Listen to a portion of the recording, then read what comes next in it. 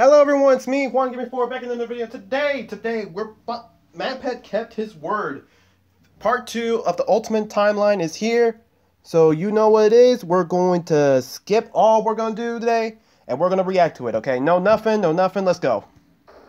Hello Internet, welcome to Game Theory, and officially page 7 of the FNAF timeline script. Jeez. Last time I covered the origins of Freddy's. We talked about William Afton's childhood dream project of making a singing bear come to life, and the infuriating moment that his dream is copied by a rival restaurant franchise looking to steal away his success. The merger of the two franchises results in William meeting Henry, a brilliant designer with a knack for robotics. Working together, they make Fredbear's flourish, spawning popular Saturday morning cartoon shows, toy lines, and restaurants under the we got all that from. When last we left him, Afton was thriving. The world yes, he of is. robotics opening his eyes to new and exciting ways of bringing characters to life. Yes. Bringing things to life. Yeah, that was his core driving force, his passion. And it was this very passion that would mutate, twist, and morph from here on out in the story. Because with life, there is inevitably death. Something that Afton would become intimately familiar with. But before Afton acquaints himself with death, I want you to take some time to acquaint yourself with our newest channel. What? This is a huge moment for us theorists. For the last decade, we've had this 4-player controller icon, and now we finally fill in the final. Come on, what it is? Piece. Space theory. Ready for the rollout Book of theory. Our newest theorist channel. Drum roll, please. Come on. Style theory. What? We're looking at the science, math, psychology, history, and mystery of the way you look, your clothing, fashion trends, hygiene, and makeup. Now, I know that theorizing about style might sound weird at first, but hear me out. I grew up not understanding style or fashion at all. Admittedly, I was a bit of a hot mess, blissfully ignorant to the impact that style has over what do you mean? how the world treats style? Over time, by educating myself on the ins and outs of the fashion industry, I was better able to achieve my true self and find my own sense of personal style. And that right there, that builds confidence. The way that you look directly affects the way that you feel and the way that other people treat you. So understanding those rules and being able to take some control over all of that is incredibly valuable. It's an educational curve. And what do we do on these channels? We like to educate you while entertaining you, which honestly is why I think this channel is so important for us to launch. There are so many lies and half-truths in the fashion industry that there needs to be someone out there to say, hey, this is right, this is wrong, and this is what science says. Also, you know, we're gonna have a lot of fun because talking about fashion is weird. Like, this channel has already given me the excuse to bludgeon a ballistic head to death using a high heel. What?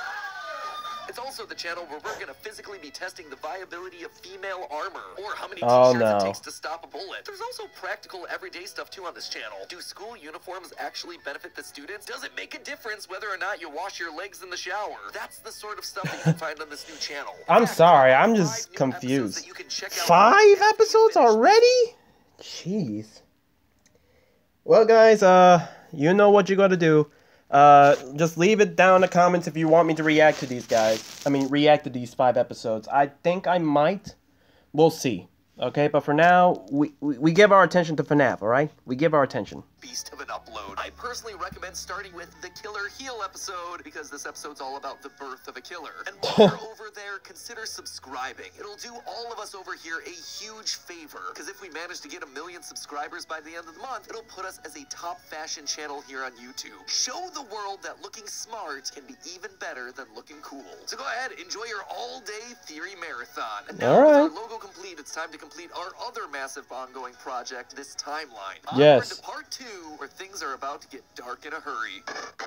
Alright, the Afton era. Let's do this. 1983, business was booming with 2 whole restaurant franchises running. Fredbear's Family Diner and the newly opened Freddy Fazbear's Pizza. Together, William and Henry had been able to take the hybrid suit idea and make it into a reality. They called their new invention the Springlock suit. And fittingly enough, it was symbolic of the partnership between these 2 men. A human suit as designed by William that could become a freestanding Henry-style robot. But because it was still new tech with kinks to work out, the rollout was limited, restricted only to the Fredbear's Family Diner location. All of this meant that William was busier than ever. He didn't have time to be a full-time parent, so he designed a nanny cam system where cameras and speakers were hidden throughout the neighborhood, as well as in his youngest son's favorite toy, Psychic Friend Fredbear. I mean, plushy Fredbear. But since cameras just weren't enough to raise a kid, he also left childcare duties to his eldest son, Michael. There was just one problem with that. Michael was far from the best babysitter. He tormented his younger brother by jump-scaring him with a foxy mask. He constantly left him behind. William watched all of it from his cameras. Kids would be kids. Tomorrow was another day, after all. Except Michael's torment didn't stop. Bitter, angry thoughts would run through Michael's mind. Why did he have to be the one to take care of this whining crybaby all the time? It just wasn't fair. It was time that Step he got closer. even with his brother by playing the ultimate prank. A prank that just so happened to be on this crying child's birthday. He and his friends would take his scared little brother and make him do the one thing that he was terrified of doing, getting close to the animatronics. Oh, that would be no. embarrassing for the kid that was such an embarrassment to him. His brother squirmed, screamed, kicked, and fought. Here he just as they were goes. putting that small, squirming boy up to Fredbear's lips, the mouth snapped shut. The sensitive spring locks inside the body had been triggered by the boy's movements, and they'd immediately clamped down. This is why you don't mess around and find out, Michael. It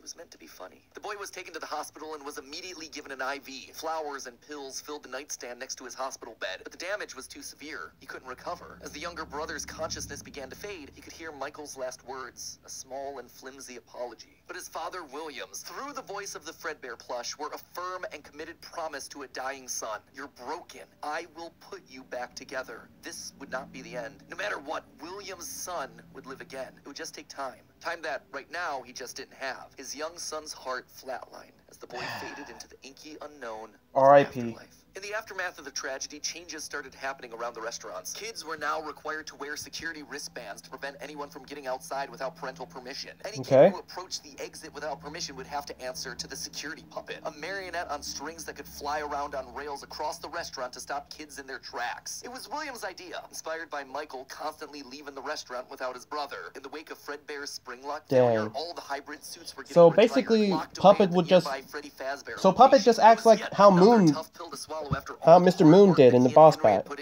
William would eventually bury the boy's small body in a remote location out in the woods right alongside his drive into and out of work every day. The death of this little boy sent the family spiraling. His wife, crippled with grief, was so distraught that all she could do was sit and watch TV. But his son Michael was far worse, complaining of seeing hallucinations of a golden bear standing outside of his window. The boy was so racked with guilt that he was convinced that he was being haunted by the ghost of his brother stuck inside the suit that took his life. The suit's three-toed feet digging into the wet earth. The words, "It's me," ringing through Michael's ears. Some nights... Okay. Alright.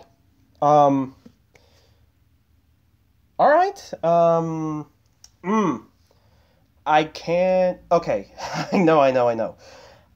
Technically, a lot of theories were saying that the couch person was supposed to be Michael, and, you know, the little boy stuck in the room that broke the window to escape, that was supposed to be Crying Child. But, I mean, I guess it makes sense. I'm not 100% sure that's kind of clarified. I mean, I think so? I don't know. I'll think about it more. Let's just continue. This is a long video. Michael would even go so far as to break out of his room to check the gravesite and ensure that his brother was still there. As no, I don't want no ads. For William himself, he disappeared into his work. Even go so far as to break out of his room to check the gravesite and ensure that his brother was still there. As for William that guilt not doing so well is his boy. And his drinks. Junior's, the local bar, wasn't far from his son's gravesite. He found himself going there more and more frequently, spending longer and longer amounts of time there. The bar gave him a place to think, to remember, to reflect and stew on how Henry had stolen his idea for an animal-themed restaurant. Here we go. They cut his character out of the cartoon when everyone else was there. How Henry had humiliated him by buying him out of bankruptcy. And now there was his son. Henry had taken his son from him. The robotic part was the part that failed after all. William ordered one more drink, but it was one too many. The bar turned him out. Oh, no. I mean... what can I say? I mean, yeah, I feel like William is not really the type of person who blame himself. He would blame anyone around him but himself. Dang. Nah, this is just horrendous. That's horrendous. So Charlotte basically got killed because William just couldn't accept that it was his fault for not being a good father. That's crazy. He's blaming others.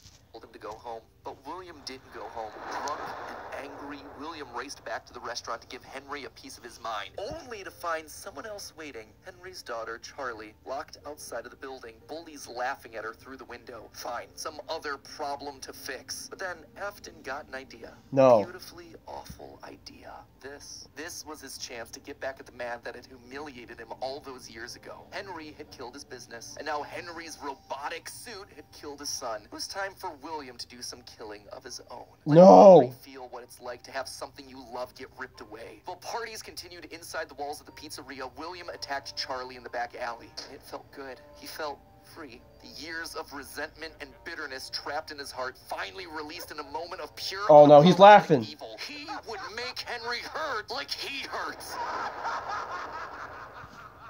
And in that moment, Nah. Oh no! Oh no, cuz. Oh no.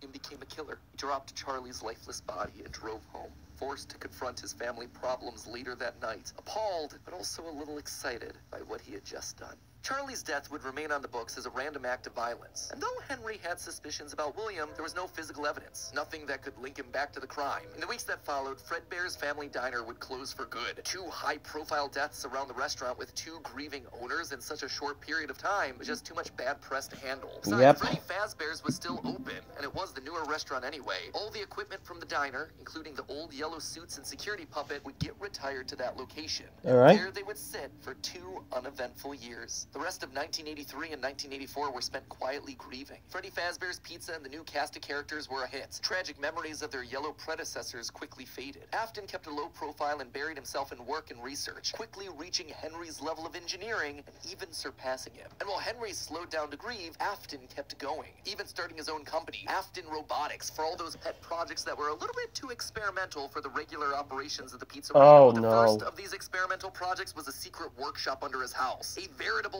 bunker, which allowed him to work while still monitoring his kids via hidden security cameras. 1983. A passcode that served as a constant reminder of why the cameras were so important, why he was down there in the first place. This was all to fulfill the promise that he had made to his son, right? I will put you back together. Oh. This was for him. All for him, right? But cameras weren't enough. He needed to solve the...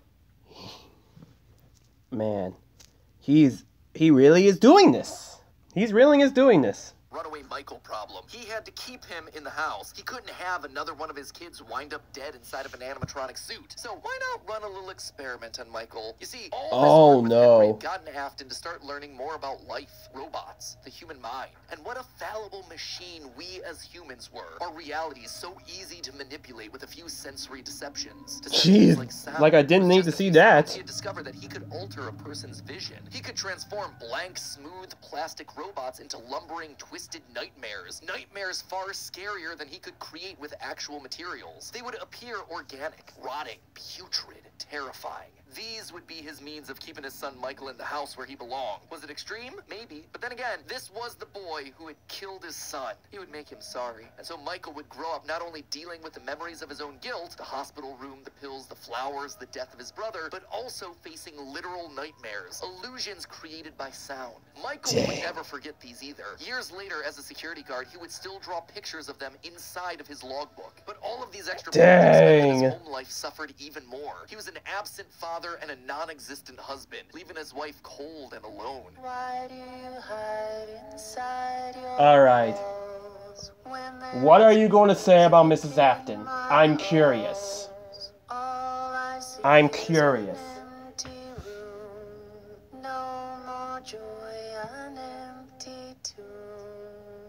And despite her repeated demands that he leave his office and engage with the family, he refused time and time again, leaving her no choice but to leave. You burned down my house? You call that a house? It was like a morgue in there. You need to see your son. The baby isn't mine. Well, how's this? I'm keeping the diamond ring. And through it all, there was one lingering feeling. William wasn't done. He had gotten a taste of what it felt like to be unleashed. What it felt like to be free. Charlie's murder had unlocked something in him. And he... No. June 26th, 1985. Oh. In Bonnie's suit, he lured children one by one to the back room of the pizzeria when no one was looking. At first, he was cautious. He would lure them with promises of cake and cookies. He told them that their dog had died. He would ask for help with homework. Susie was the first. No. Never truly forget your first. But hide Poor the bodies. Susie. He couldn't sneak out. Someone would see him. He had to hide them in a place where they'd never be found and where they'd never leave the building. They had to be stuffed inside of the suits. No one maintained those things anyway except for him. And so Susie would go into Chica. Fritz, Jeremy, and Gabriel would come next. But it was easy. It was too easy. And with each little life he snuffed out, his lies got bigger. Their house was burning. They're just being kidnapped. Until the last one where all pretense was off. He let himself get violent. Too violent. I'll just wait for him after school. Throw a bag over his head. Hit him with a shovel and drag him to the back of my car. The body of Cassidy was far more bloody and broken than any of the others. He'd let himself go too far. I think this place nah. No. So you mean to tell me that Susie and the rest of the missing kids, you know, they got, you know, a somewhat okay-ish death? I'm not saying that them getting hurt like that was good. Don't get my words twisted. But you mean to tell me that for Cassidy, he just went ham? Oh, nah. You kind of created this yourself, William. You created this yourself. You went wild on Cassidy? Heck. Yeah, at this point, I can't even... You know what, Cassidy? I take back every bad thing I said about you from my last videos about, you know, it was your fault for keeping William Afton alive. I apologize for that now. Alright? I apologize. Somewhat, but I apologize. Nah, William, that's... than any of the others. He'd let himself go too far. That one he shouldn't have killed. With no more active animatronics left, he shoved the body into the one suit that remained backstage. The long-forgotten yellow Fredbear, now broken and discolored with age. Broken, like Cassidy was broken, like his son was broken. Newspapers reported on this disappearance, naming the whole thing the missing children's incident. Police would even charge William with the crimes after finding security footage of the golden mascot suit luring kids to the back, but they couldn't convict him. They had no bodies, and his face had been hidden behind the mascot suit the entire time. What they had was circumstantial at best, so he walked away a free man. But dang. He knew the truth. In these murders, he saw his daughter Charlie all over again, so he threw Afton out of the company and shuttered the doors to the old pizzeria. Henry would keep the franchise quiet for 2 years. This would not happen again. This could not happen again. How could he protect the kids? Finally, he developed a solution. He would implement an even more extreme security system. The toy animatronics. Toy animatronics. Inspired by the toys that they had been selling years ago. But these guys, these were special. They were a new breed of robot with facial recognition abilities. But most importantly, they're all tied into some kind of criminal database, so they can detect a predator a mile away. All the original animatronics, now withered with age, were moved to the new location. With a plan in place, it was time to try once more. And unfortunately, and the new and improved Freddy Fazbear's Pizza was making headlines in local newspapers. Headlines that just so happened to catch the attention of William Afton. Freddy's was back. Without him, that was his idea, his character. Henry was, yet again, trying to cut him out of the picture. Great. As long as these restaurants stayed open,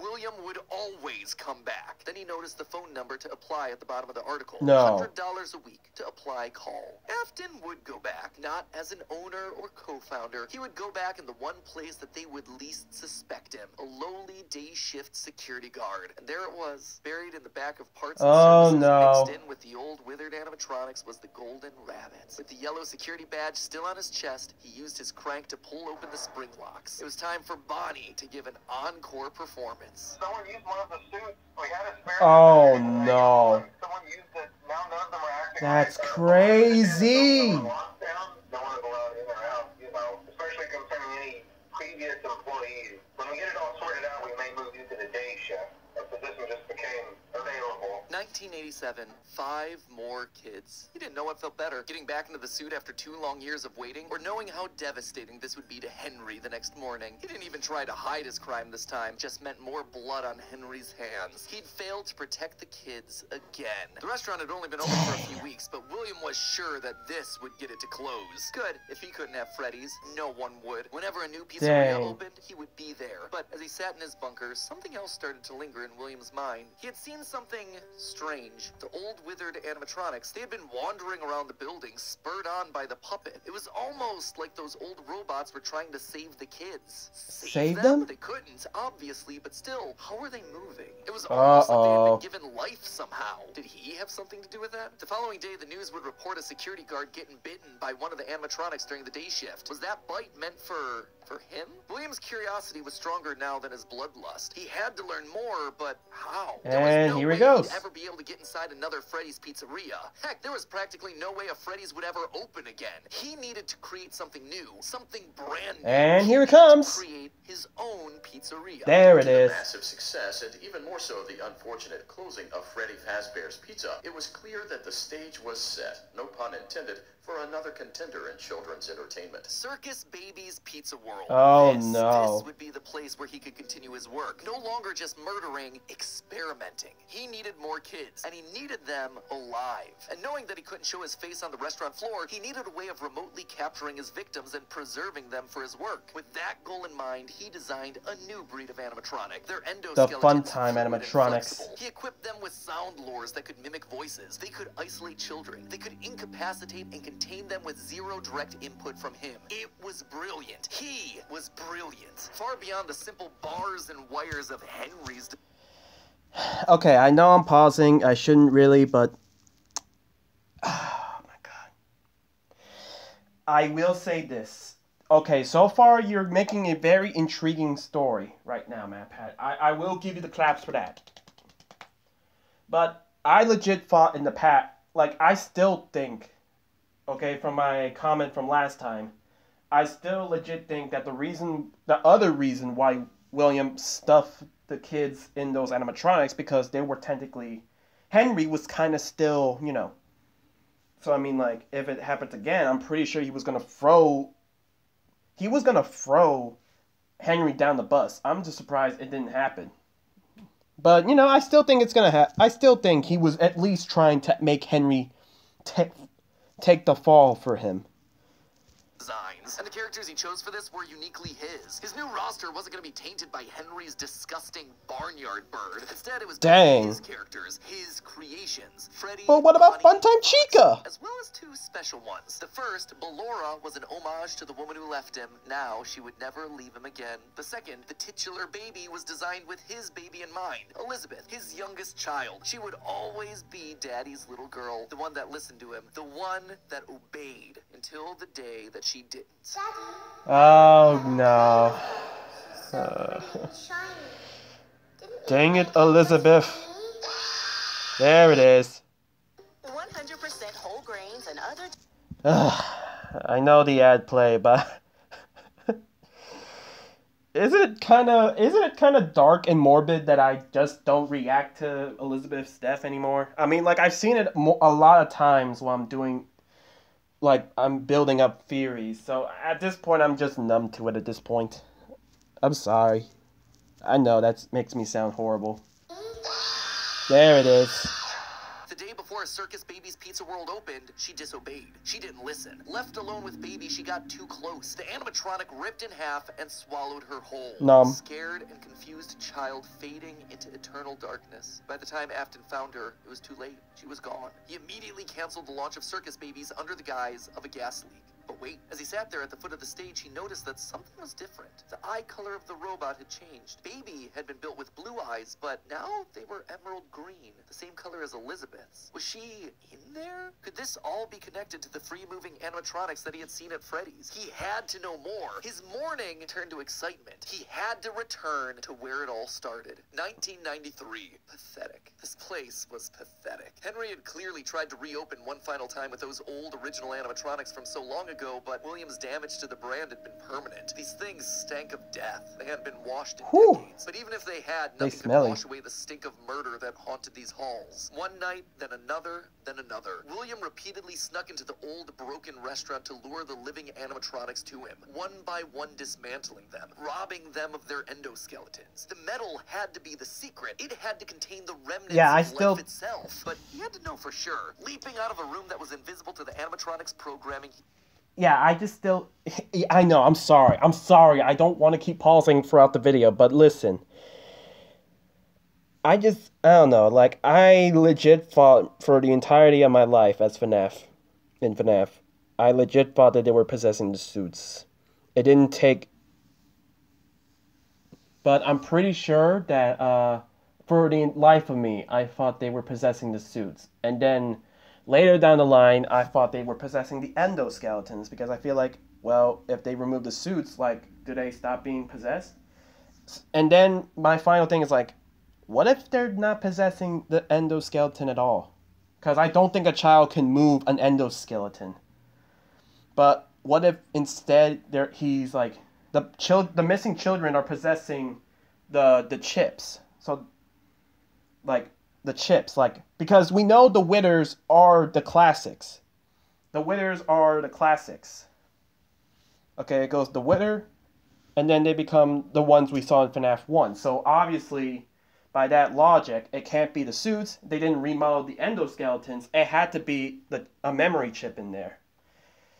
Yes, I know. That was a useless spec, and I'm sorry for wasting time. Hold on, let's go. Drag the oversized robotic skeletons back to his underground workshop. Back to where Circus Baby watched on with glowing, curious eyes. Eyes that somehow felt alive. Not knowing what else to do, William melted the robotic parts down. 5 animatronic endoskeletons reduced down to 1 silvery puddle of goo. Could he transfer this living metal to his own creations? Maybe. He had to try. He picked up a syringe and filled it with the molten metal and injected the goo into Funtime Freddy's twisted, wiry endoskeleton, and suddenly the coils came to life. Like snakes writhing in a pile, what had once been cold, lifeless metal moved and jolted on its own. He'd done it! He had unlocked the secret to life itself. Except something was clearly wrong. The movements were erratic. They were violent, angry. Baby didn't act this way. She had been calm, collected. This was clearly something else, something mindless and frantic. Perhaps by mixing the souls and then portioning them out, he had created incomplete beasts. He would need to keep testing to truly understand it. He needed more of this remnant. As he searched the old pizzeria one more time for any remaining scraps of metal, the ghosts attacked. His past victims come to collect their due, all led by Cassidy. The 5 lined up and blocked the door, and Afton's mind reeled. The scientific implications of this were incredible. Ghosts, real ghosts that he could see, all standing against him. Yep. What could they do? What couldn't they do? He panicked as Cassidy approached. How do you stop something that's already dead? Maybe with the thing that resulted in their death in the first place. He would get into his suit like old times. He would regain his power over them just like the day that they died. He was the genius. He was the one in the suit. He was the one in charge.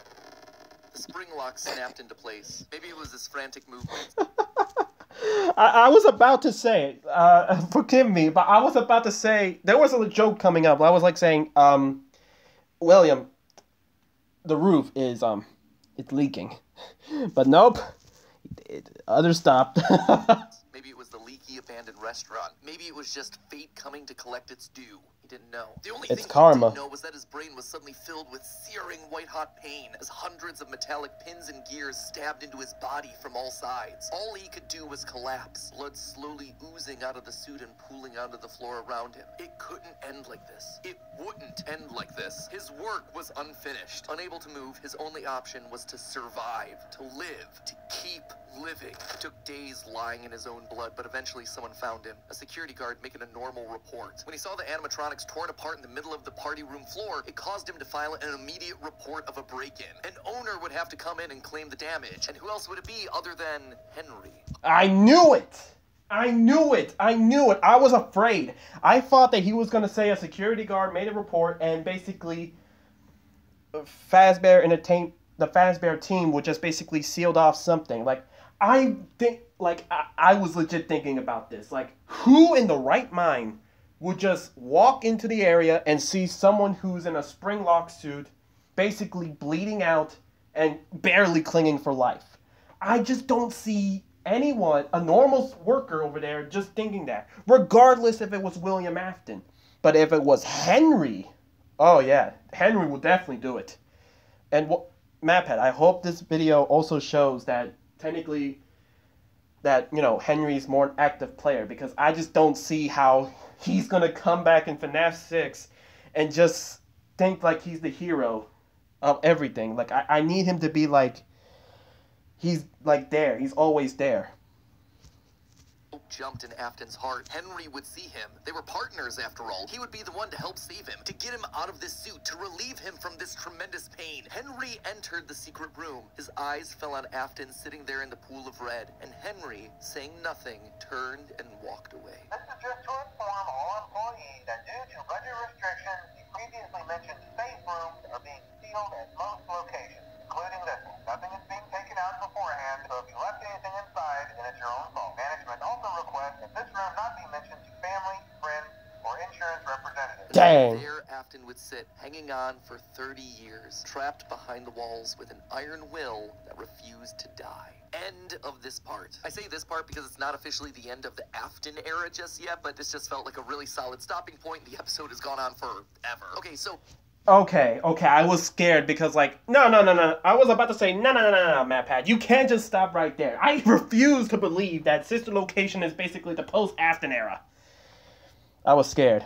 Most of this is things that we already knew. Stuff Yes. that's been established and re-established time and time again by the games. That said, there are two things that I absolutely have to address. The first and biggest is the placement of Sister Location, or more specifically, Elizabeth's death. To me, evidence in games seems to suggest that it was meant to come before the crying child's death in 1983. The biggest clue to this is that the crying child saw something. Remember what you saw is the phrase that's repeated over and over again by psychic friend Fredbear, aka William Afton, speaking through a walkie-talkie in the Fredbear plushie's stomach. But what did he see? Well, I think we can tell based on how the nightmare animatronics are visualized. They have mouths in their stomachs, just like Baby ripping in half at the waist to swallow a kid. There's also the empty girl's room, one presumably left behind by a dead sister. And lastly, it explains why he's scared, and more specifically, why Afton wants him scared. He needs his kids to stay away from the animatronics. He doesn't want them getting too close, because the last time one of his kids got too close to a robot, his daughter died. That's then why he sets up the nightmares, to scare both Mike and the crying child away from the animatronics from that point forward. That's why books like the Character Encyclopedia outright suggest that we play as the crying child in FNAF 4. That's why he has a nanny cam following the crying child everywhere, so he can keep tabs on his kids when they're out of his sight. He can't let another Elizabeth situation happen. The death of Elizabeth also gives William Afton extra motivation for killing. He's a grieving father. His daughter was taken away from him, so Charlie should die as well. He's lashing out at the world after losing his kids. And again, we know that at least one of his children had to have died prior to Charlie's death, based on the mound of dirt that we see in Midnight Motorist. It also allows circus babies to open and close earlier in the timeline, which is how you wind up with Funtime Foxy appearing as Mangle in the FNAF 2 location. Basically, Elizabeth dying first has everything it needs to fit, except for the most important thing, the murder weapon. Why would Afton be building an animatronic with a giant claw in its stomach so early in the timeline? At this point, he just has no motive. It just doesn't make sense prior to 1983. At this point in the story, he hasn't killed anyone, and we know for a fact that the missing children's incident is 1985. So Elizabeth's death coming before any of those events just doesn't work. Hence why I placed it where I did in the narrative timeline. Afton's death here is also a bit tricky. We know that he returned to the FNAF 1 location to break down the original animatronics.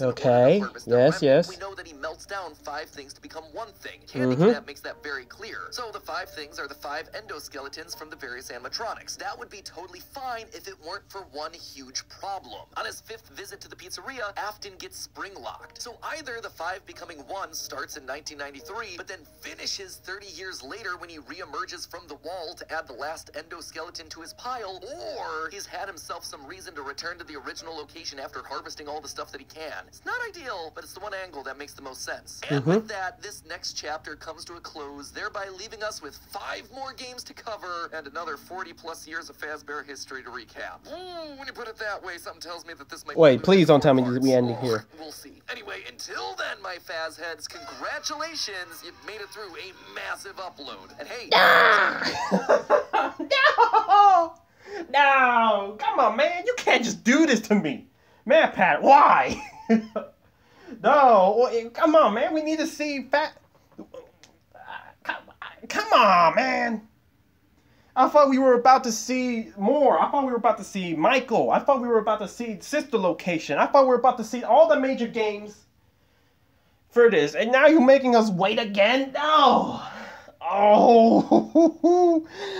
You lucky. Oh, you lucky. You lucky, MatPat. You lucky, dog. Okay, I know. I'm acting like this guy right here. I'm acting like this guy right now.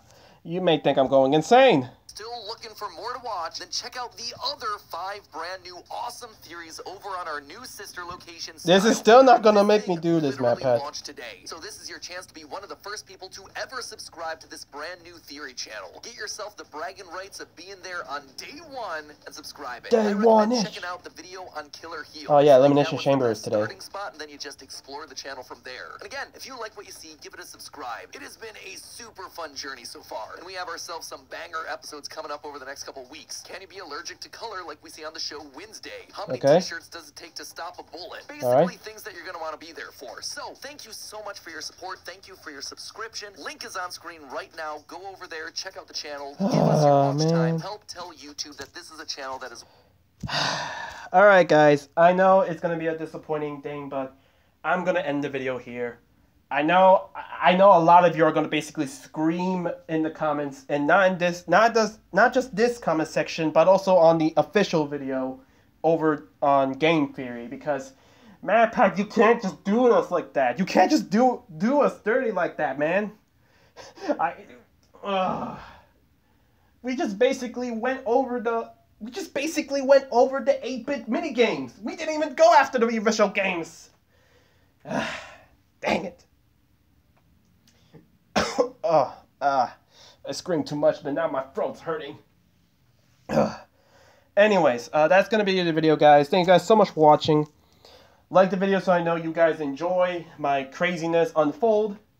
Comment down below, I don't know, comment down below. What do you guys think about the new 4th channel? I'll probably make a video soon about that, reacting to those. And yeah, subscribe. We're trying to upload daily, so that way you guys don't miss it when we finally get to watch part 3. This is OneGamer54 signing off.